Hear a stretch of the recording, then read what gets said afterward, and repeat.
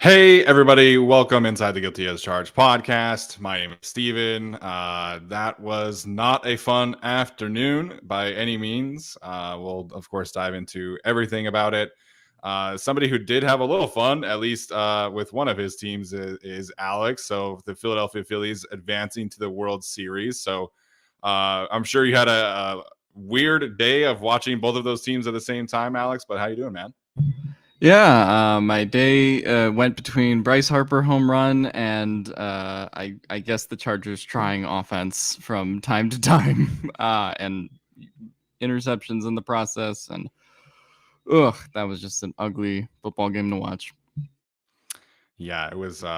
Again, this is going to be a relatively quick podcast for our standards. We'll have to end around 6 p.m. tonight, so not a ton to say tonight, but we'll go through it with you guys. We'll have some things to talk about, of course. And joining us as well is Tyler. Tyler, what's up, man? How you doing? Awesome. I love it when the Chargers lose. It's so much fun. Oh, this is gonna be a really ugly week on social media. 2 weeks, because this is after we get a bye week in between this and the next game, so that's fun. I think the first week will be ugly, and then the Wednesday to Saturday of the week before the next game will be people like buying themselves back in. So it's always a fun ride on Chargers Twitter. Yeah, of course. Really quickly, shout out to New Jersey Savage. Appreciate you joining the YouTube membership. And then Michael Lopez with the super chat. Brian Dable looks like pretty fun head coach there in New York. So really cool. Yeah, there was a timeline where Adam Schefter tweeted that Dable was the next head coach. And then we woke up the next day and something changed. Not saying that Dable is going to have some great success, but yeah. Oh, well. Yeah.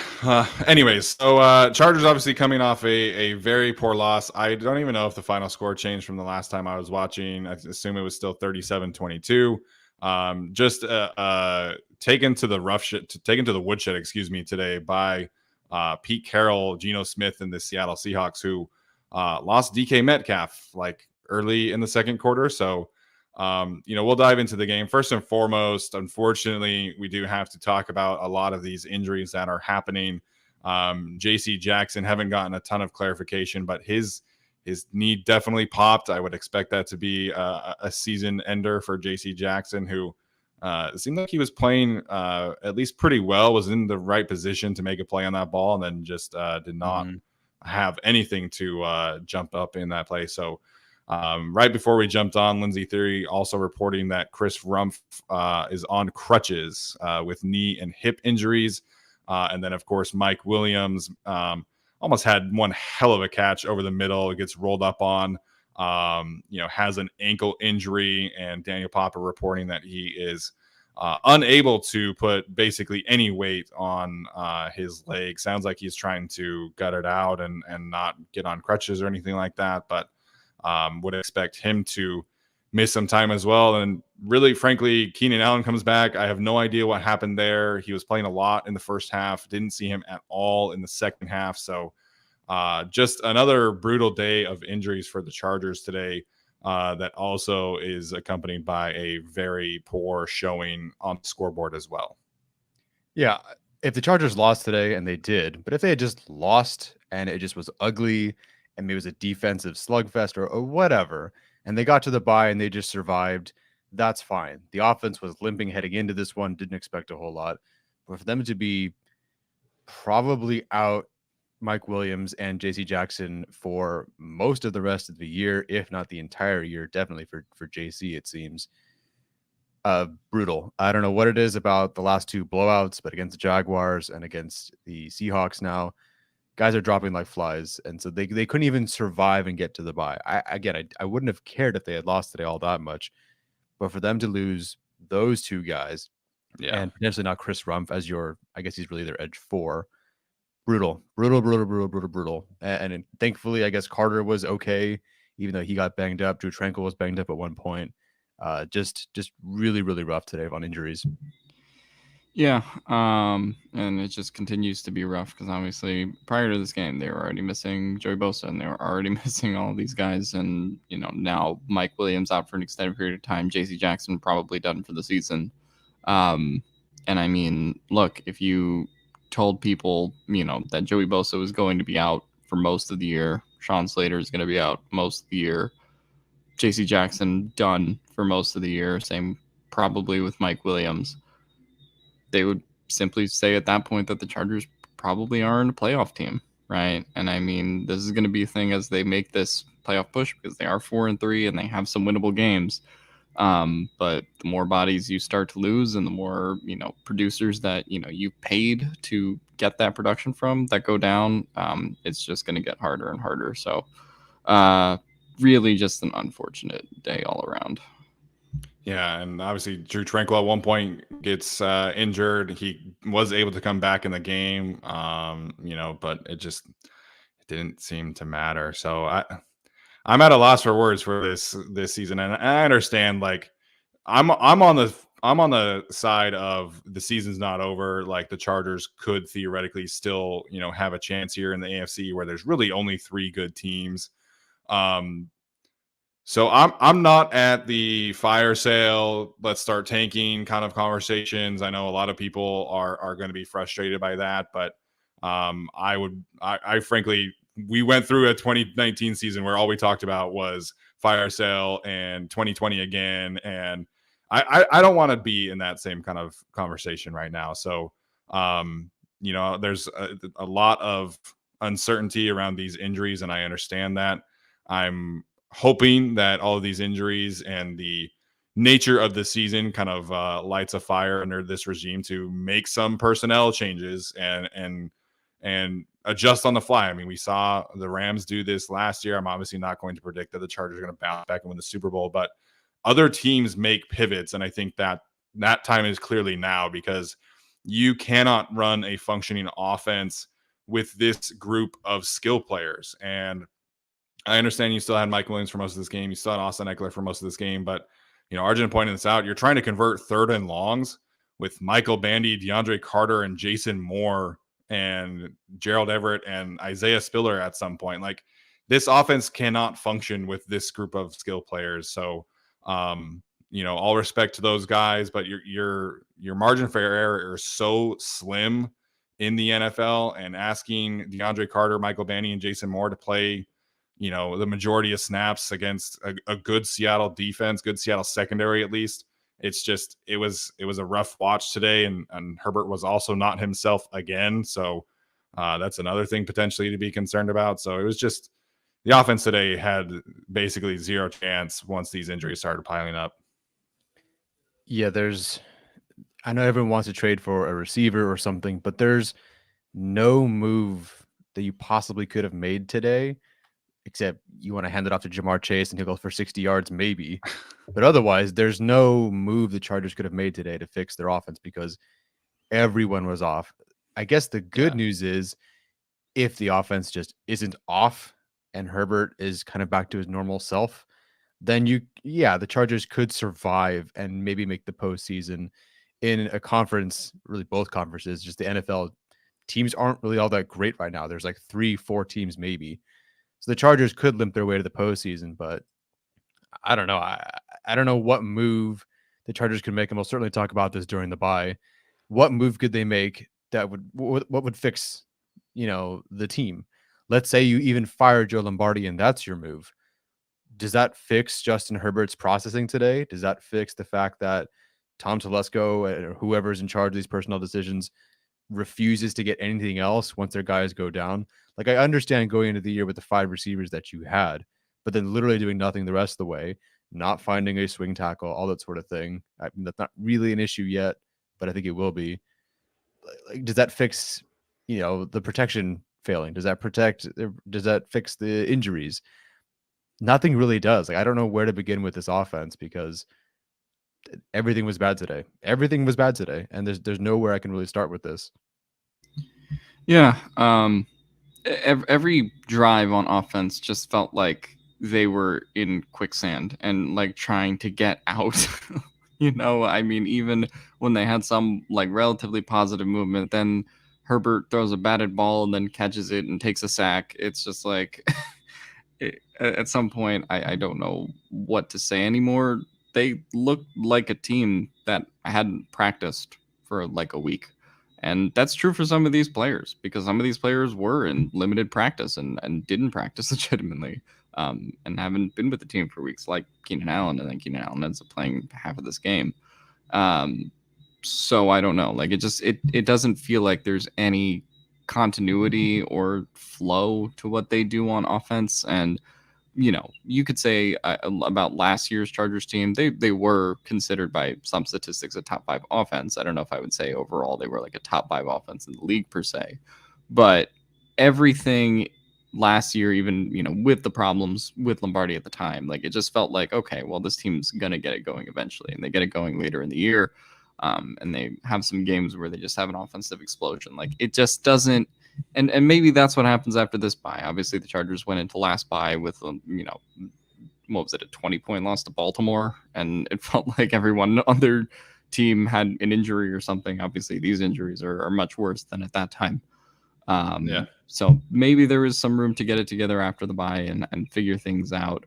But this is like definitely a deep soul-searching week in terms of offense, right? I mean, these next 2 weeks are going to be huge in terms of what they're going to be doing the rest of the season because right now, and like Steven said, if you have Jason Moore and Michael Bandy and DeAndre Carter and those guys, like you're not going to sustain offense. Like you're going to score 16 points the rest of the year if those are your 3 wide receivers, regardless of anything else on the team, really. In addition to injuries in the running back room, in addition to injuries on the offensive line. Like, it's just not sustainable if you don't have Keenan Allen and Mike Williams out there. And now the defense just got a whole lot harder with JC and, potentially him being out the rest of the year after he was already, starting to show some flashes in this game. Now you have to rely on Michael Davis and Asante Samuel Jr. for the rest of the year, which, I mean, is not bad, but, at this point, you're suffering injuries just on both sides of the ball, particularly on offense. And the more backups and depth that you start to rely on, the more it's going to be Herbert hero ball, and Herbert doesn't have it right now.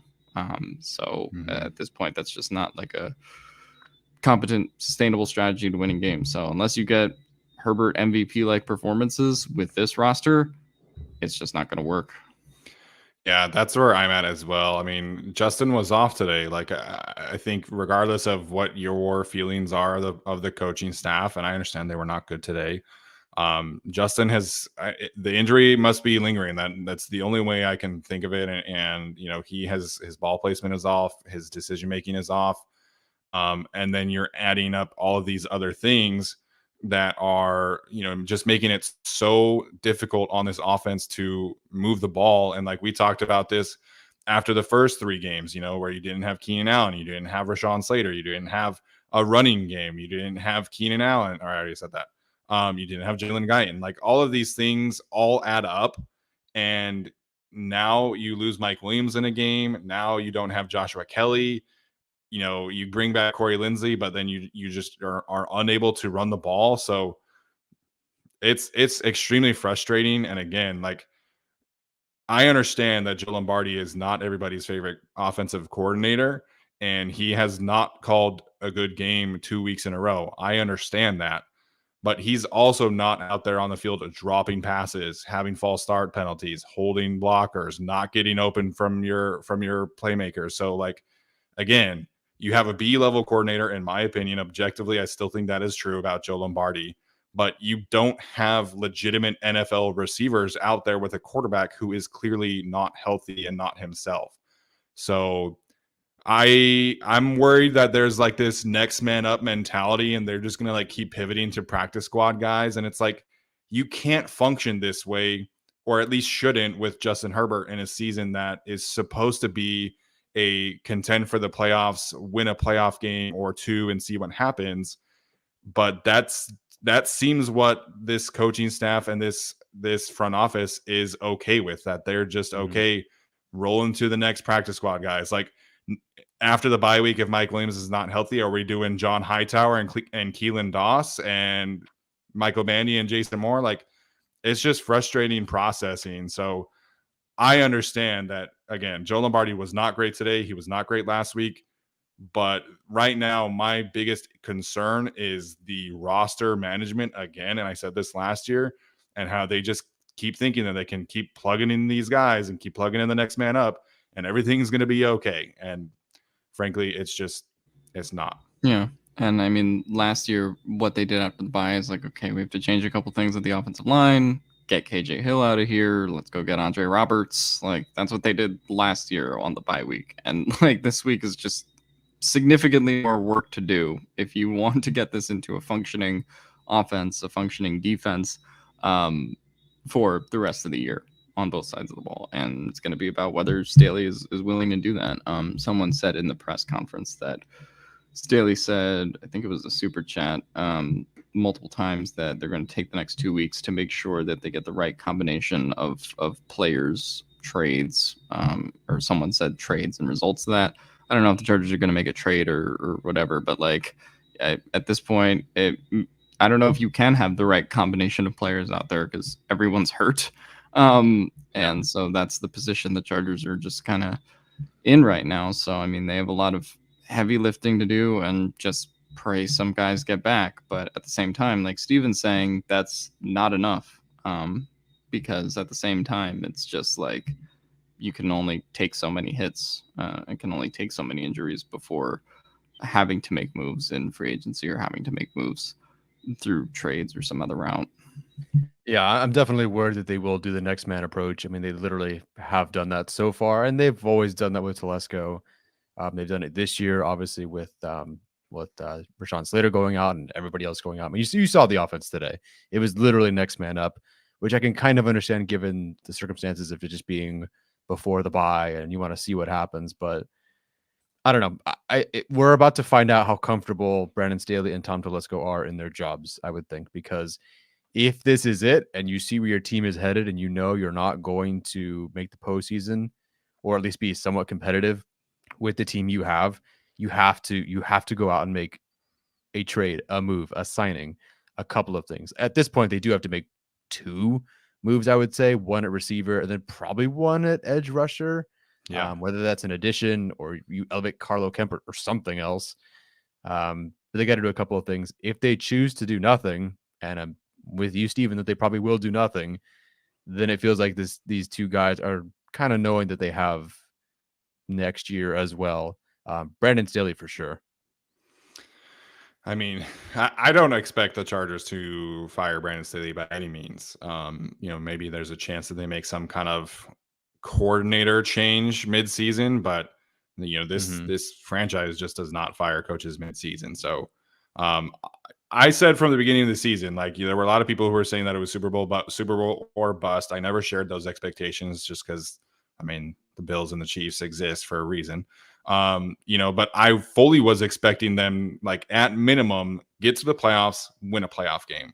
And anything less than that, the season was going to be a failure.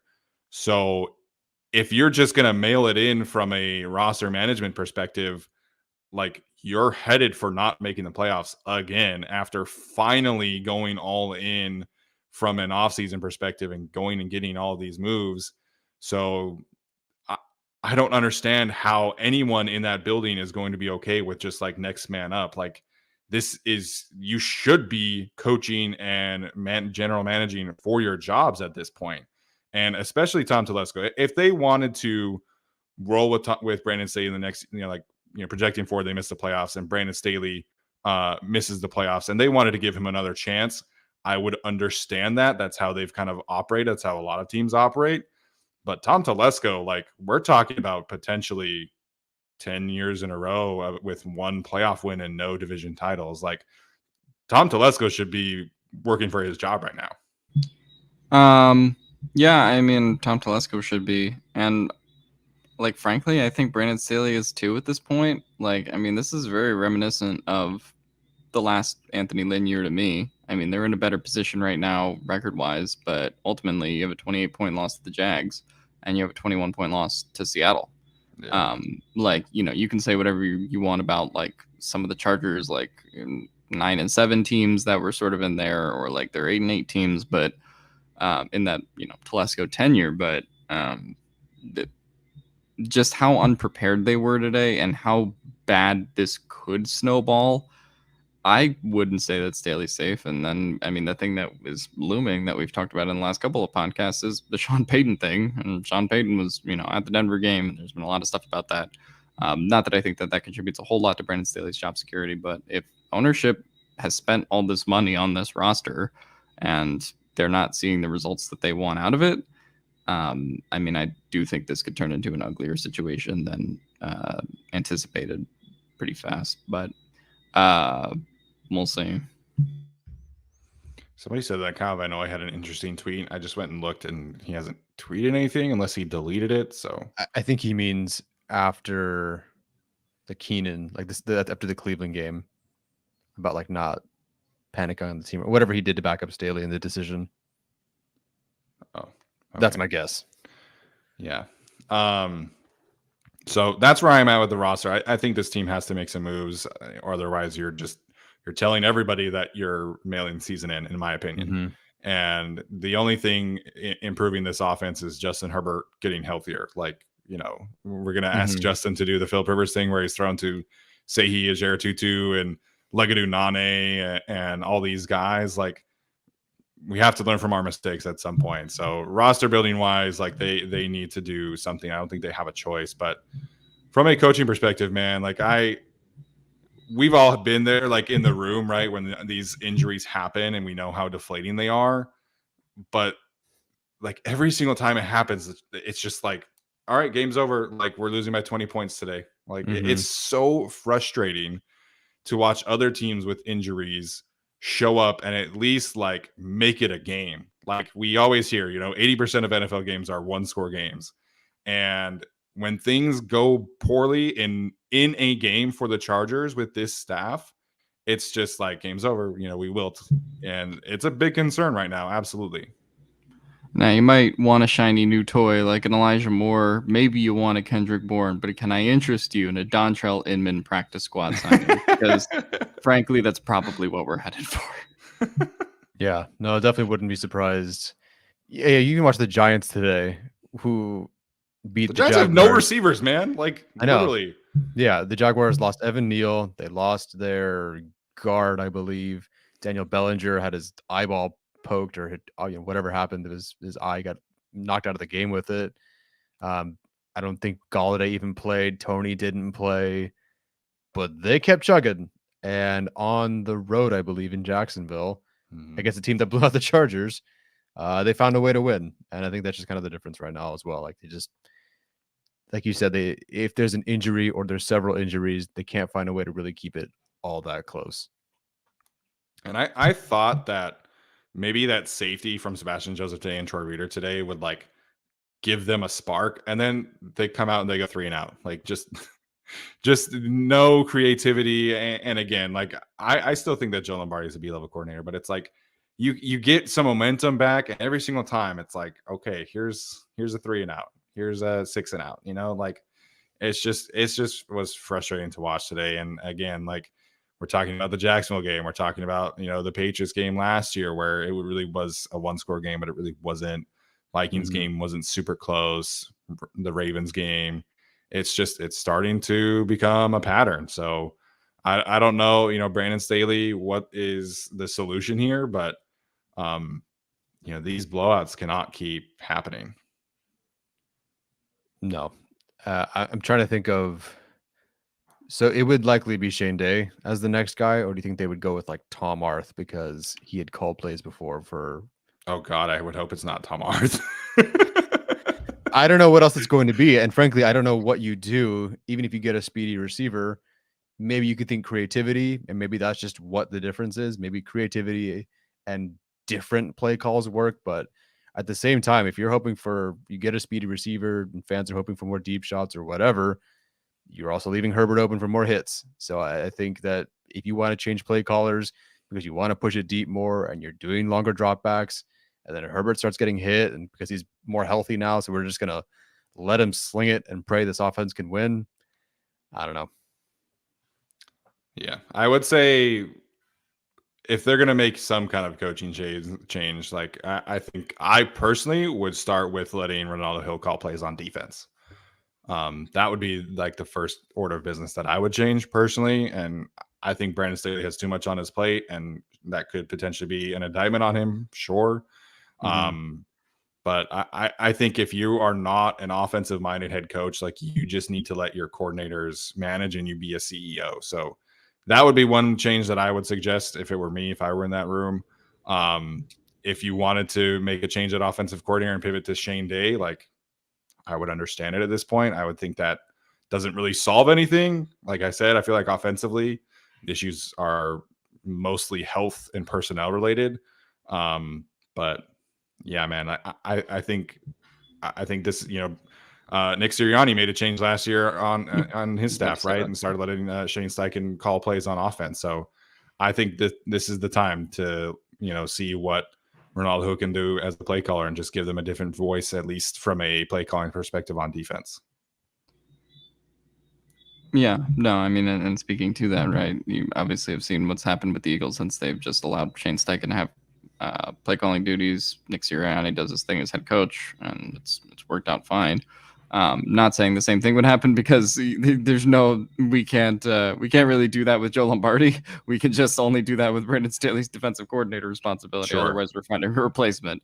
But I obviously look, the Chargers defense has not been as advertised this year, even though they have some of the good performances like the Denver game and probably the Raiders one was pretty good defensive performance as well. But outside of that, it's been pretty dry for them. So that's one thing that I think could help. But then if you're Brandon Staley, I think that some coaches would take that as like you're already kind of giving in to like a sign of like defeat there and maybe losing some job security by doing that. Granted, it's probably the better thing for the team at this point. But I don't know. It's the third and long defense. I don't know how this keeps happening where it's just like Marquise Goodwin just becomes Jerry Rice on third downs and we're just sitting there like watching it like, oh, well, that's what's going to happen. Yeah, I tweeted it could have been like Geno Smith on 3rd and 75 and he would have found some hole with Tyler Lockett like wide open. And I just don't know what the third down defense is anymore. And I don't know why it's so bad relative to their first and second down defense. Not saying that's great either, but they just give up these like massive plays on third down that like are just huge backbreakers, particularly earlier in that game with the 3rd and 15 touchdown. There were a couple 3rd and 10s that Seattle converted that they like probably shouldn't have. But just found a way to like keep hanging in plays, and the Chargers just kind of sagged off on defense. So I don't know. Definitely the defense is a concern. Here's probably what I think happens if they make a change. I think they would fire Lombardi. I think Shane Day would be offensive coordinator. I think Staley would then say, and potentially to save face as well, he would say, okay, I'm going to turn over play calling duties to Ronaldo Hill so I can help focus on this offense, which technically is the reason part of the reason he was brought in as well. Yeah. So I think that's probably what ends up happening if they make a move, but I don't know. Yeah, no, I think that's a good call. I think Brandon Staley, that's kind of the move you have to make if you're him, if your main problem right now is the offense, which I understand the defense is not playing super well, but all these 3-and-outs, turnovers, it's not helping the defense at all. So, defense had some good moments. Again, it kind of just reached a boiling point today for them, but the offense has some major issues. So I wouldn't be surprised if that happens. I know that there's a lot of Sean Payton stuff happening in the chat right now. I would be surprised. Like I said a few weeks ago, you have to trade for Sean Payton, unless you want to wait another year when he's technically like a free agent. So I don't know. I know Alex is on the opposite page there. I just can't see this team trading picks for a coach, but that's just me. I'm not on the opposite page in terms of whether I want it to happen. I could just see it happening in a world where if Telesco and Staley were both sacked and Chargers ownership was like, what the fuck do we do now? Like, I think that is a possibility. Sure. And Dean Spanos has spent a lot of money, on this roster, and obviously right now is not seeing the results I think he would want to, even though they're 4-3 and they're over 500.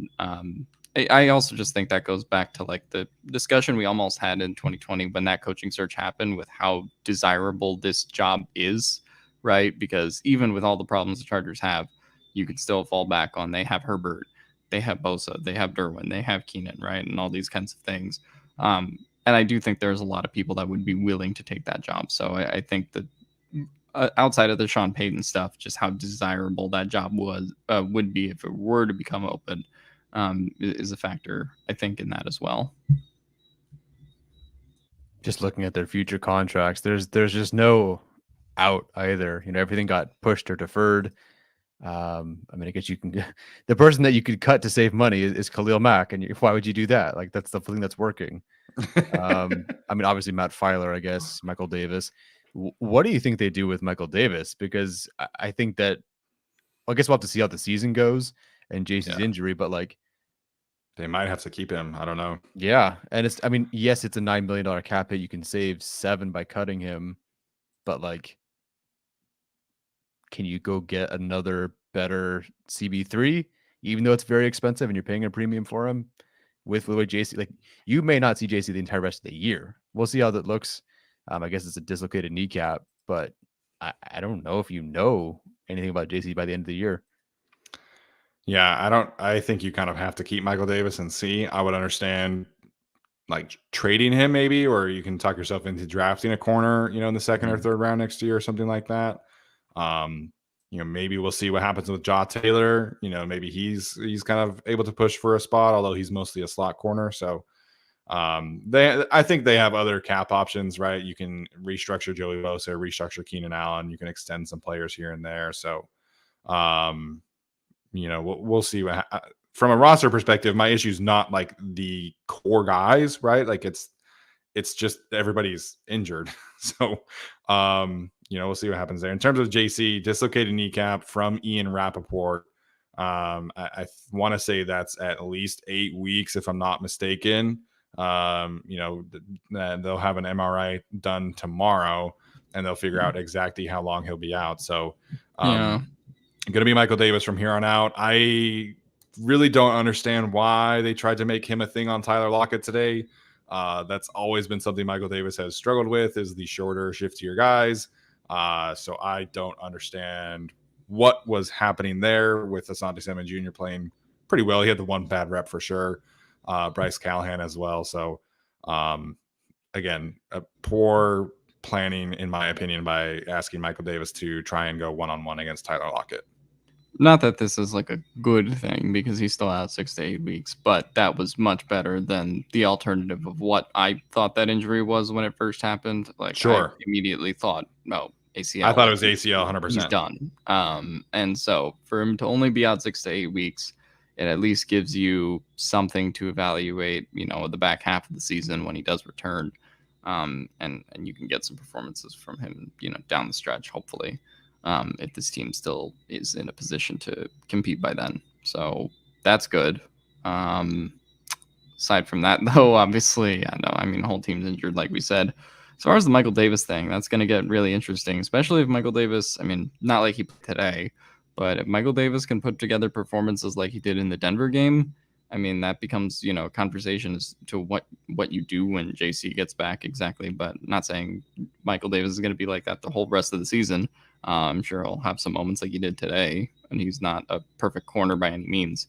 But going to be an interesting conversation in the quarterback room, especially like when you talk about free agency next year as well, because the Tom Telesco strategy has been cutting guys like Filer, cutting guys like Davis, maybe a year early relative to when they should be cut. But Michael Davis might make that a tough decision with his play down the stretch of the season, and depending on how JC Jackson's rehab and return goes towards the end of this year. Yeah. So apparently Keenan Allen thinks that Mike Williams has a high ankle sprain, which would make sense. That's kind of what happens in those kind of roll-ups situations. So if he has a high ankle sprain, I don't know how long he's going to be out, but I would assume that also lands him on injured reserve. So it's going to be an unfortunately busy week for injured reserve this week. Jeez. I mean, all things considered, it's not as bad as I thought it was about 30 minutes ago. Yeah. I mean, high ankle sprain can mean many different things, right? So yeah, depends the severity there. Some people saying 6 weeks, some people saying 3 to 4 weeks, but it's going to be a while for sure. So I don't know, man. It's extremely frustrating. I think we all felt that this was more of a toss-up game than people were saying on Twitter, but to have this kind of performance, this next week against the Falcons, man, it's must-win territory for the Chargers. And last season, Chargers get blown out by the Ravens. They have a bye week, and then they completely just got erased by the Patriots the following week after that. So I don't think that the Falcons are the Patriots. That said, the Falcons are doing some really good things on offense. They kind of got wrecked by Joe Burrow and company today on defense, but if you have a poor showing again against the Falcons after the bye week, it's gonna be a rough time for this coaching staff. Yeah, and by then it'll be too late because you can't trade for anybody.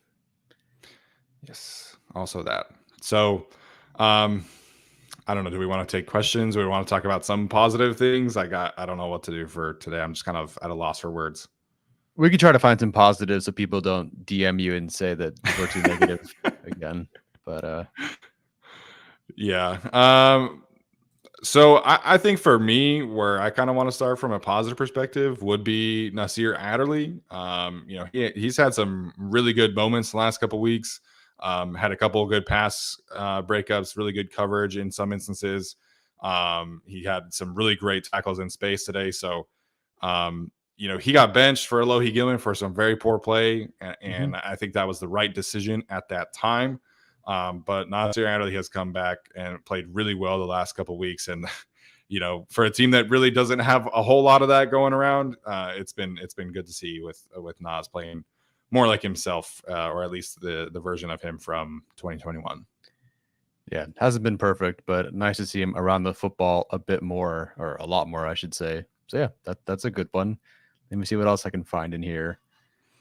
Some people saying special teams. I think the punt yes. team in particular. Yeah, punt team. Is the punt team the best unit right now on the team? Sure. Why not? I mean, the kicking game is good. Bertolet made field goals. Like he did. He did make field goals. He made the field goals today. Dustin Hopkins made them last week. So I mean, credit where credit's due. J.K. Scott looks good though, man. He had that, he had that one really bad punt last week, but that punt that he landed at the 2 was a beauty today. There was another one that kind of had a good friendly bounce. So shout out J.K. Scott, I guess. Yeah, that was sick. I'm actually a little surprised he didn't take kickoffs today. I actually thought that maybe that he would have, because he worked pretty well last week, but that's fine. I honestly can't even remember. Did Bertolet do kickoffs well or not? That's a great question. So let's see. Kick returns. Couldn't really tell you. Eskridge had a long of 25, so I suppose it wasn't bad. I thought the jerseys looked good today. They lost It in did. them, but Mhm. the jerseys did look good. Yeah. And we could blame, let's Are we blaming the jerseys? Like, at what point are we concerned about the Navy jerseys being cursed? Are we at 0-5? Well, okay, it's a fair point, but I mean, I think I blame the whole team dying over the fact that it's a darker blue color. So I do think that is the bigger issue here. But 0-4 in the Navy jerseys is something. 5-1 in the powder and the color rushes, though. So I mean, they'll win that Miami game. Cross my Oh, that's fingers. good. Is that when we're color rush? Yep. Or whatever? That sick. Miami Cool, game is cool. the color rush. Yeah, I definitely need that win. Okay, that's a good strategy. I like that. Hedging your bets. Good Somebody Lord. said Gerald Everett got hurt too. Is that true? I honestly missed the last drive. So because I was he driving pulled over here. himself. He caught a couple passes, or passes went his way. They got to like the 4 again, and then he's tried to sub himself out. Oh no! I think he was officially granted that sub out. Outside of the drop, I thought Everett played pretty well today. Had some moments. I have this thought, and people are gonna fucking hate it. I'm not saying that he's worse than Jared Cook. I'm not saying that at all. What I'm trying to say is Herbert, I think, targeted or had better chemistry with Jared Cook. And I feel like that's kind of missing this year. Ducks. I don't hate that. I don't hate that take. I don't hate that take. I think Herbert targeted him more. I think the chemistry is about the same. Because Cook and Herbert had their fair share of miscommunications, and Everett and Herbert had a pretty bad miscommunication in this game as well, in terms of where he was supposed to be. So yeah, before it was Michael Jackson who was like right about to intercept it, and like no one was around him, and I think Herbert expected Everett to like be there. So I don't know, like. I guess it's a toss up for me, but I mean, not anything that makes a difference in terms of how the season's going, I guess. Well done, Tyler. Well done. But yeah, I don't hate that take. I think him and Jared Cook definitely. Maybe it was like he's a veteran. I don't know, like. I mean, I know Gerald Everett's not a young guy by any means, but I don't know. I don't hate that take at all. I think he definitely trusted Jared Cook more than Gerald Everett. There's something, I know Keenan hasn't been in, but who does Herbert have chemistry with really on this offense right now? I don't see anybody that's like it's Eckler, and that's about it. And Mike. Yeah. Is it even really Mike Williams? Like, is it really? I don't know. It feels like it's Mike Williams when the ball isn't dropped, I guess. It's definitely Eckler. Like, he definitely knows that, hey, I can get to my check down and I'll give Eckler a chance. But to me, the Mike Williams stuff is almost more like game plan related. But like I said last week, I wish that they would have done a better job there. So, yeah, I don't know. That's a tough one. And now you got all these injuries. Like maybe Keenan Allen is back next week or after the bye week. I don't know. He didn't play in the second half. Was there a setback? I don't know. So it's just frustrated. A lot of frustration today for sure. Yeah. I don't know when we want to pivot to this, but I do want to get to some super chats because people are firing them in. Yeah, go for it. I'll just go through them. Make the transition. Telesco has one of the worst records in the NFL. Yep. Been a season ticket holder through all of it. Really fun. Yeah, I don't have much to add there. Hey, Kelsey, thanks for being a new YouTube member. That's awesome. Thank you so much. Hopefully the Discord link works for you. I don't know why people are joining up as members now, but I appreciate you guys. Appreciate it. From Tim Stewart. If you buy in on the bottom floor and then you get in while the Charger stock is low, then maybe by the end of the season things will be better. Mm-hmm. Yeah, that's it. Invest early. Thank you, Tim Stewart. Any chance we make a run at OBJ after all? No, I think this staff has shown that they would rather get guys that they know and are comfortable with the system. So, that's why I've said, like Marquez Callaway, Kendrick Bourne, stuff like that. So They're gonna trot out Marquez Callaway in 2 weeks and be like, "This is it, guys. it's better than Jason Moore. It is. I have no idea I don't know what Jason Moore's job is. Oh my god, honestly. can they trade for Marquez Callaway during the bye week so we can get like a Marquez Callaway like hype tapes like on Twitter and people being like, "Here we go, here's our savior." Hey, I need some film to watch over the bye week. I'm for damn sure not watching this game back. Yeah, now that we've paid for ExpressVPN, I we get to watch this game. I think ExpressVPN actually took away our subscription at the right time. Yeah, seriously. I'm not there with JC yet in terms of being the biggest bust of Telesco's career. I mean, Orlando Franklin is probably still that guy for me. Yeah. Too Maybe early Blaga. to say. And I mean, the guy played good today and busted his kneecap, man. Like, what are we doing here? Not saying that he's been good the rest of the year, but like, I mean, TBD. Yeah. I think we covered this one from Victor. Steely said multiple times they're going to find the right combination of players out there, trades. Is Kyler Fackrell healthy? Like, I feel like that's a stupid thing they're going to do. Well, according to Chase Bendel, he is, but he's also considering retiring. Because I did reach out to Chase after Joey got hurt and ask him about that. I love it. You have a Kyler Fackrell plug. I have a babies being born at a hospital plug. We all just and they say we're fake. So Keenan Allen said afterwards that he didn't play in the second half because he was on his snap count and the team didn't want to rush him back. So there's that. Reach out to Chase on Tuesday or Wednesday because of the Chris Rump thing. So we need another update on Kyler Fackrell and whether he's considering retirement or coming back to the Chargers. I will do that for sure. Mike Dubb getting paid wide receiver 1 money, but is it 2 at best? Yeah. I think he's high end number 2, but that's also the market. Like, he just happened to hit free agency at the right time. Yeah. I think he hit free agency at the right time for sure. I mean, is he really getting paid wide receiver 1 money? He's making $20 million annually, right? So if you see the contract Devontae just got, for example, that far outpaces that in terms of annual value. So, like, I mean, yeah, he probably fluctuates between a wide receiver 1 and a wide receiver 2, premium wide receiver 2 for sure. I mean, I guess it depends how far down you want to go with wide receiver 1. Yeah.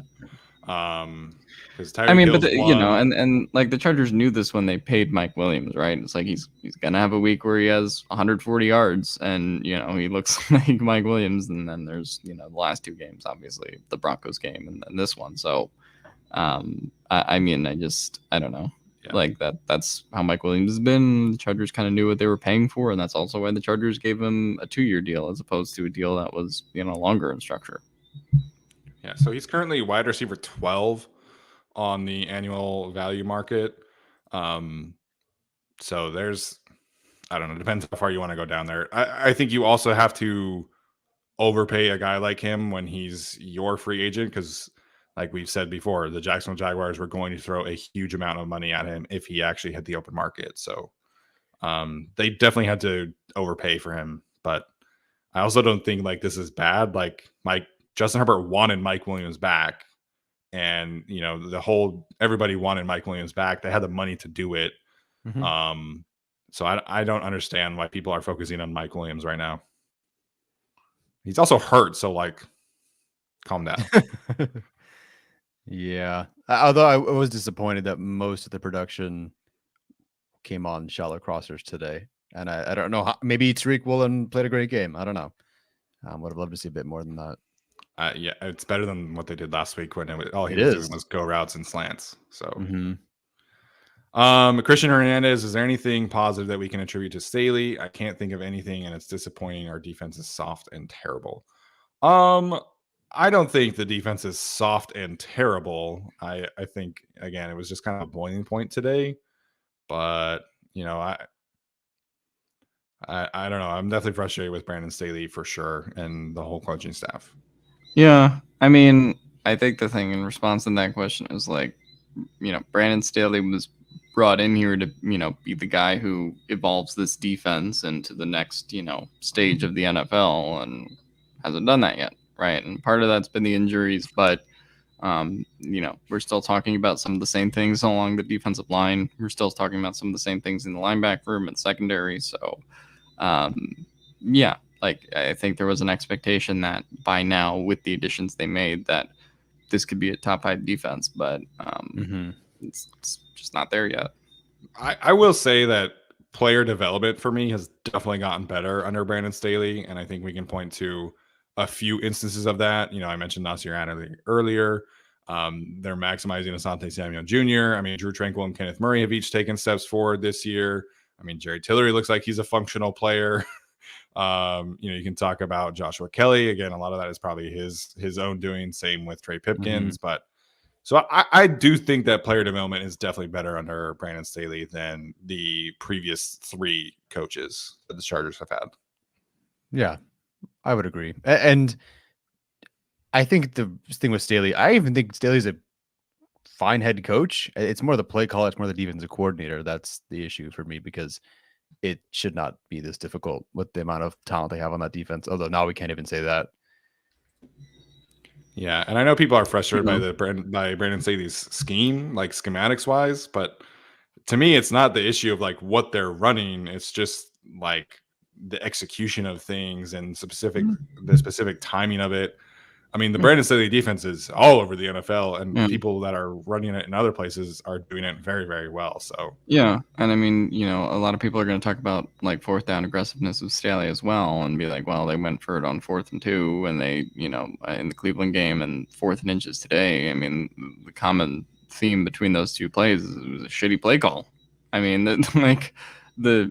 you do a QB sneak 100 times out of 100 on 4th and inches with 6'6" Justin Herbert, and then they're like, okay, well, Austin Eckler, you can have it. Like, I don't know what they were doing there either. So I mean, yeah, like you can talk about, and I got people talking about like not converting on 4th down and that kind of stuff. But it's also like that goes back to like Joe Lombardi, who I mean, for me, you can say what you want about him, like for the entirety of his career, but he's been really underwhelming this year on 4th down and 4th down calls. yeah, I'm not as upset about them not running a sneak early in that game. I mean, the Seahawks were right there, ready for it. So Yeah, I don't get the. I just would have pivoted to something else other than, hey, they're ready for a sneak, and our solution is running Austin Eckler right at that spot. So I'm okay not running a sneak. I wish they would have done something else besides that. Do a rollout, get Herbert on the out on the move. Toss play would have been a better play call in that situation. A counter, something besides just, hey, I'm going to turn and hand this ball off to Austin Eckler right to the same spot where the Seattle Seahawks were ready for a quarterback sneak. Okay, maybe I've been watching too much Jalen Hurts where they just push him over the pile even though they know the defense. Yeah, the Chargers don't have Landon Dickerson. That's true. Guys, so. That's true. Yeah, I don't understand the vitriol for the whole not doing a quarterback sneak. Like Herbert can't even run functionally right now, and he chooses to make very odd running decisions. And so I just like, not that he would get his rib, caved in on a quarterback sneak, but you also don't want to find out either. Yeah. And for what it's worth, Justin Herbert does have he has full autonomy over quarterback sneaks. So if he wanted to run it, he would have.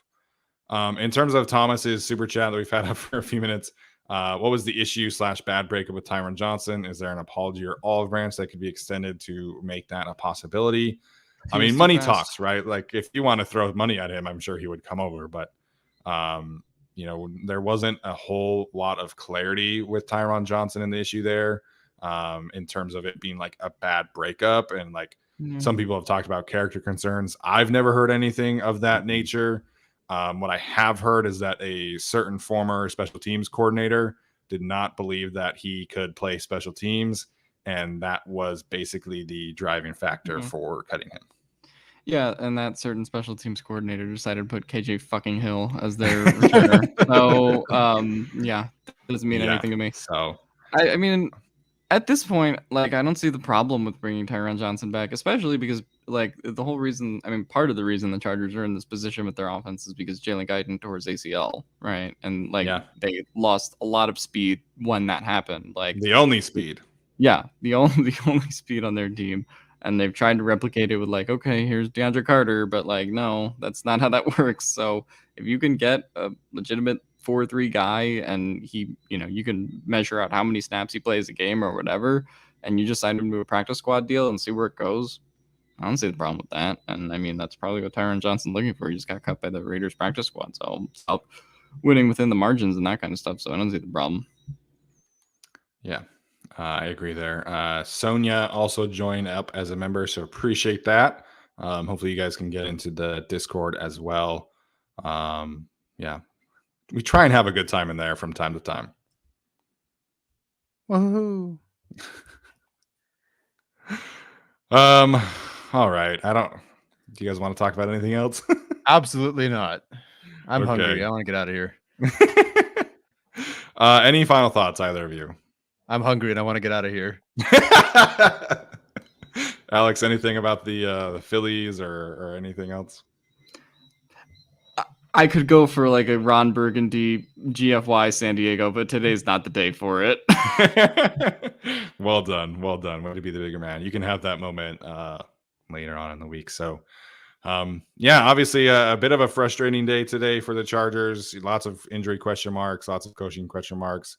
So hopefully they take a nice long look in the mirror this week and make some necessary changes after the bye week. So we'll have you guys covered throughout the rest of the week. We're going to have hopefully some fun conversations, over the week, like I said, while the Chargers are on bye, and then we'll have you guys covered for the Falcons game as well. So appreciate everybody tuning in. This is a lot more people in here today than I thought there would be. So thank you for coming in here and venting with us. We always appreciate all you guys' support. So that's going to do it for us. We'll see you guys later.